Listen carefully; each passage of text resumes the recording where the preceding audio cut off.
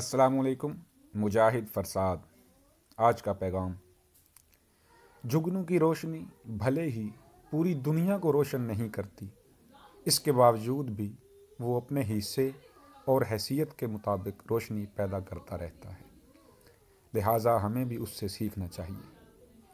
आज के लेक्चर में हम तहरीक इहाम का रद्द अमल, इस्लाह ज़ुबान की तहरीक, मिर्ज़ा मजहर जाने जाना, इनामुल्लाह खां यकीन, शाह हातम और दीवानज़ादा पर बात करेंगे।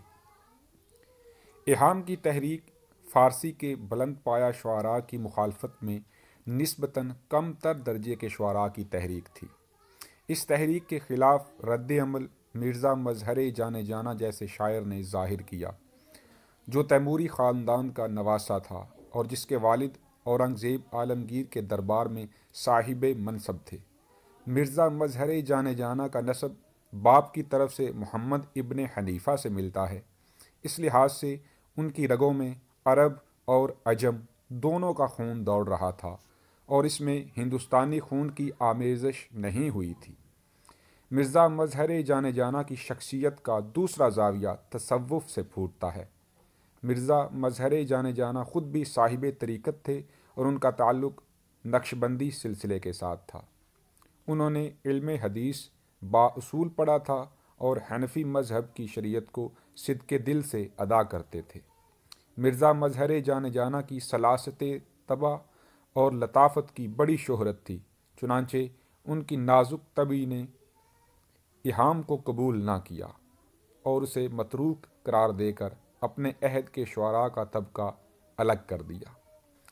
मिर्ज़ा मजहर जाने जाना ने उर्दू ज़ुबान से हिंदी के असरात ज़ायल करने और फ़ारसी के गलबे को कबूल करने की तहरीक शुरू की और ये बिलवास्ता तौर पर ईरानी तहज़ीब की पेश कदमी की ही एक सूरत थी। इस लिहाज से इस्लाह ज़बान की तहरीक का एक पहलू सियासी नौइयत भी रखता है। इस तहरीक में मिर्ज़ा मजहर का अमली साथ उनके शागिर्द इनामुल्लाह खां यकीन ने दिया। यकीन ननिहाल की निस्बत से बराह रास्त हज़रत मुजद्दिद अल-फ़सानी के नवासे थे, चुनांचे मुजद्दिदियत उनके खून में भी मौजूद थी। जब मिर्ज़ा मजहर जाने जाना ने उर्दू की तत्हीर शुरू की तो यकीन उर्दू को हिंदी के असरात से पाक करने में इसलिए भी ज़्यादा मुस्तइद साबित हुए कि उन्हें ये फ़रीज़ा मज़हबी भी नज़र आता था। इस लिहाज से इस तहरीक का एक ज़ाविया मज़हबी भी है, चुनांचे यहाँ ये मलहूज़ रखना ज़रूरी है कि ख्वाजा मीर दर्द ने इहाम को लफ्ज़ दुई करार दिया और वासिल बाहकीकत होने के लिए इसे मिटाना ज़रूरी समझा। इस्लाह ज़बान की तहरीक का मकसद रेख्ता में फ़ारसी अल्फाज, तराकीब और सनअतों का इस्तेमाल था। फ़ारसी की महज वो तरकीबें लाई जाएं जो ज़ुबान रेख्ता के मुनासिब हों। ये मीर तकी मीर का वो कौल है जो नहायत अहमियत का हामिल है। मीर तकी मीर निकात शुअरा में कहते हैं कि फ़ारसी की महज वो तरकीबें लाई जाएं जो ज़ुबान रेख्ता के मुनासिब हों, ऐसी तरकीबें कि जो रेख्ता के लिए नामानूस हों, मायूब हैं। दिल्ली में फ़ारसी अदब की रिवायत चूँकि अभी ज़िंदा थी, इसलिए फ़ारसी आमेज़ उर्दू को मकबूल होने में किसी ख़ास दुश्वारी का सामना नहीं करना पड़ा, बल्कि बहुत जल्द बेशतर वो शुआरा जो इहाम गोई में अपना नाम पैदा कर चुके थे, इस नई तहरीक के हमनवा बन गए। इनमें सबसे अहम नाम शाह हातम का है। शाह हातम ने कदीम तर्ज़ सुखन में दीवान भी मुरतब किया था और उनकी अव्वलीन नामवरी इहाम की तहरीक की बदौलत ही है। शाह हातम का इस नई रविश को कबूल कर लेने का मतलब यह है कि वो जामद ज़हन के शायर नहीं थे और उन्होंने अपनी आंखें मुस्तकबिल की तरफ भी खोल रखी थीं।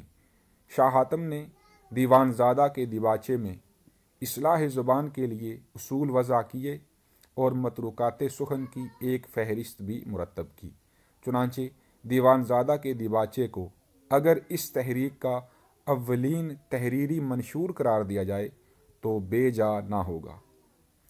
شاہ حاتم نے ملک بھر میں ایک مرکزی ریختہ رائج کرنے اور زبان کو غیر مانوس الفاظ سے پاک صاف کرنے کی سعی کی، اور متروک الفاظ اور ان کے متبادل مانوس الفاظ کی جو فہرست مرتب کی، اس میں سے چند مثال کے طور پر پیش کر دیتا ہوں۔ قدیم مستعمل لفظ انکھیاں، جبکہ نیا لفظ آنکھیں۔ قدیم لفظ نین، جبکہ نیا لفظ آنکھ۔ قدیم لفظ مکھ، نیا لفظ منہ۔ قدیم لفظ گال، نیا لفظ رخسار۔ قدیم لفظ سنسار اور نیا لفظ دنیا۔ قدیم لفظ آنجھو اور نیا لفظ آنسو۔ قدیم لفظ من، نیا لفظ دل۔ قدیم لفظ رین، جبکہ نیا لفظ رات۔ شاہ حاتم نے اصلاح زبان کے جو قواعد و ضوابط مرتب کیے تھے، ان پر خود بھی عمل کیا۔ مرزا مظہر جان جانا، یقین، تاباں، سودا، خواجہ میر درد اور میر تقی میر نے بھی اس تحریک کو مزید تقویت دی۔